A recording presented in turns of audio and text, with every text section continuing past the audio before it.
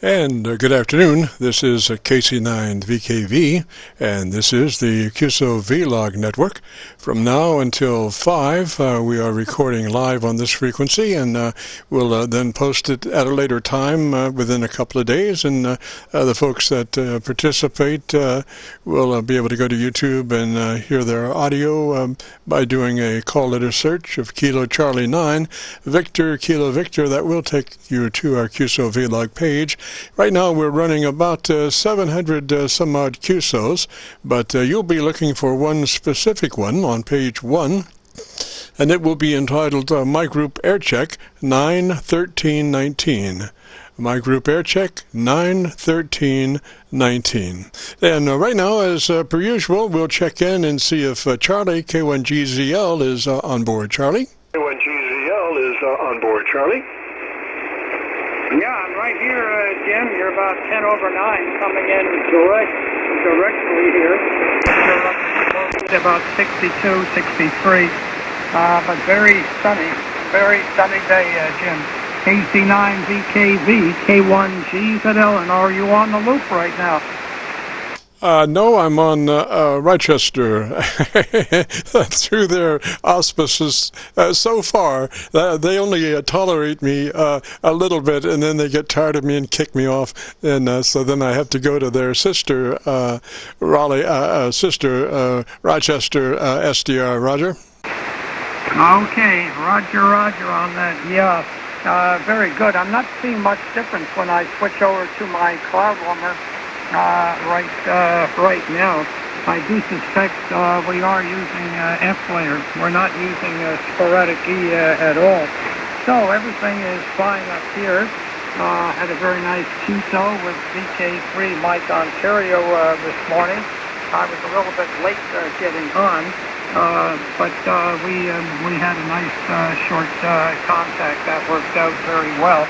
He was peaking as I signed with him 30 to 35 over 9, but of course that stacked rhombic of his has over 4,500 feet of wire in it, and he gets of course a lot of gain.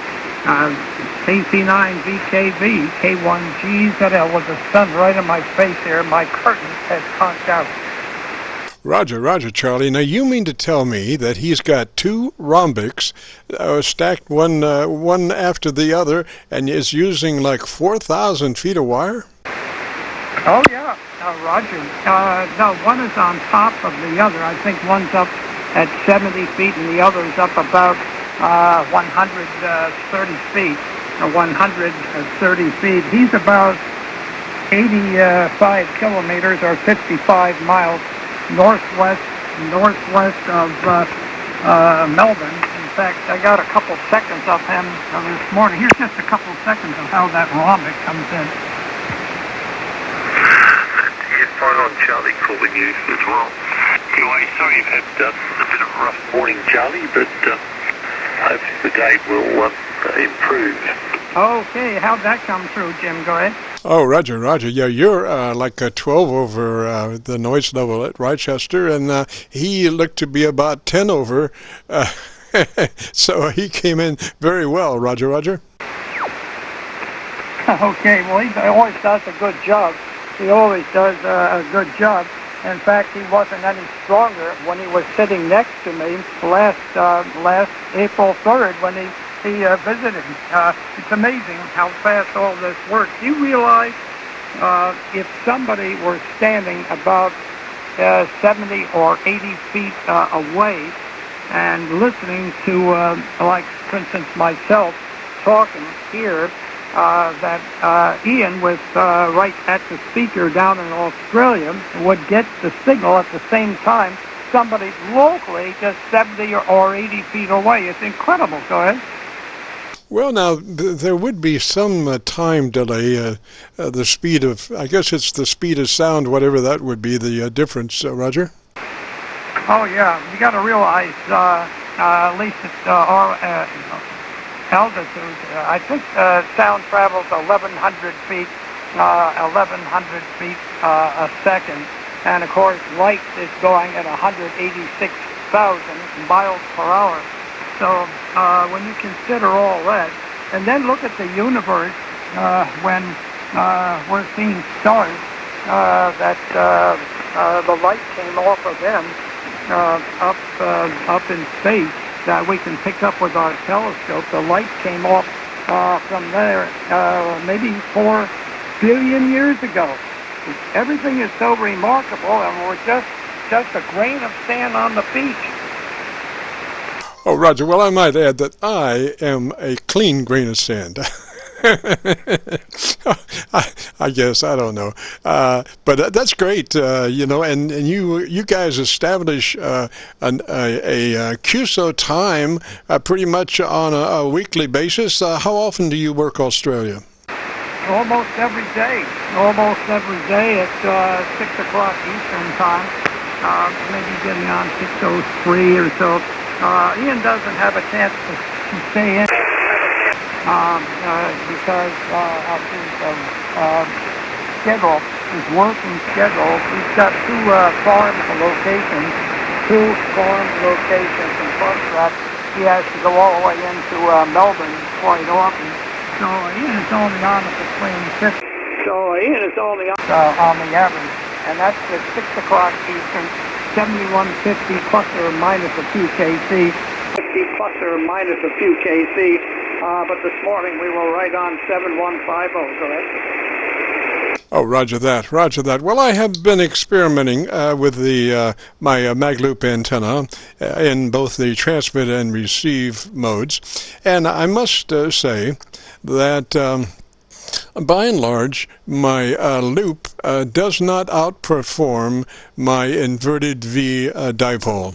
The inverted V dipole is still usually the hottest antenna versus the mag loop, 10-foot mag loop.